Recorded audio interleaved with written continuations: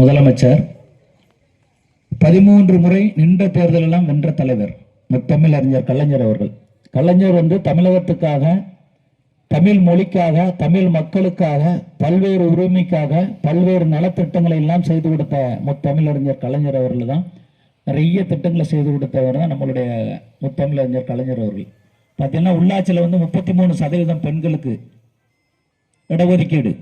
அதே மாதிரி சுய உதவி குழுவை 1989 உருவாக்குனாங்க.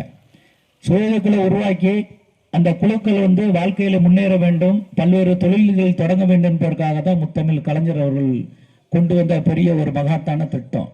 அதே வழியில் நம்மளுடைய மாண்புமிகு தமிழகத்தினுடைய முதலமைச்சர் மு.க. ஸ்டாலின் அவர்கள் 2021ஆம் ஆண்டு ஆட்சி பொறுப்பு ஏற்கும் பொழுது கொரோனா காலங்கள் இருந்தும் கூட மாண்புமிகு தமிழகத்தினுடைய முதலமைச்சர் அவர்கள் ஒவ்வொரு குடும்ப அட்டைதாரருக்கும் 2000 4000 வழங்கின அரசு தான் இந்த அரசு. அதே மாதிரி ஆட்சி பொறுப்பை ஏற்ற உடனே பெண்களுக்கு நகர பேருந்துல விடியல் பயணம்.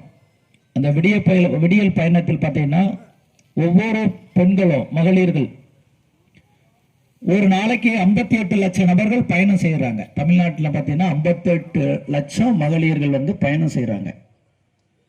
இந்த திட்டத்தின் மூலம் ஒரு மகளிருக்கு, அதாவது மாசத்துக்கு 888 முதல் 1000 ரூபாய் அவங்களுக்கு ஒரு சேமிப்பு கிடைக்கும். இங்க இருந்து நம்ம வல்லநாட்டில இருந்து பாளையங்கோட்டை திருநெல்வேலி போயிட்டு வரணும்னா அந்த மினிமம் அந்த பெண்களுக்கு 1000 ரூபாய் மாசம் கிடைக்கும். அதே மாதிரி ஒரு வீட்டில் 2 பெண்கள் 3 பெண்கள் இருந்தா அப்ப மாசம் ஒரு 1000னா ஒரு வருஷத்துக்கு 2000.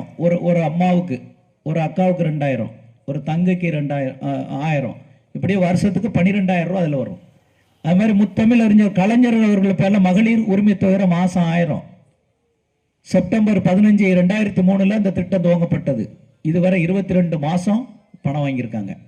இதுல 1,15 லட்சம் நபர்கள் இதுல பயனடைந்திருக்காங்க. தமிழகத்தினுடைய மக்கள், அதாவது தமிழக மக்களுக்காக உழைக்கக்கூடிய ஒரே அரசு திராவிட முன்னேற்ற கழக அரசு தான், திராவிட மாடல் அரசு.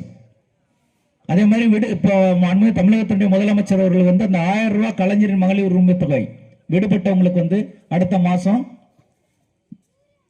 ஜூலை மாசம் 15ஆம் தேதிக்கு மேல அக்டோபர் வரை விடுபட்டவங்களுக்கு இந்த 1000 ரூபாய் வழங்கணும். ஒரு முகாம் போடுவாங்க. அது எந்தெந்த பகுதியில் முகாம் அமைக்கப்படும் என்று சொல்லுவாங்க. அதை நாங்கள் எங்கள் ஒன்றிய செயலாளர் தலைமையில் சொல்லி அந்தந்த கிளை செயலாளர்கிட்ட சொல்லி யாருக்கெல்லாம் ஒவ்வொரு கிராமத்திலும் விடுபட்டிருக்கோ அவங்க பேரெல்லாம் பட்டியலிட்டு அவங்க பேரெல்லாம் குறிச்சுக்கிட்டு எந்த முகாம்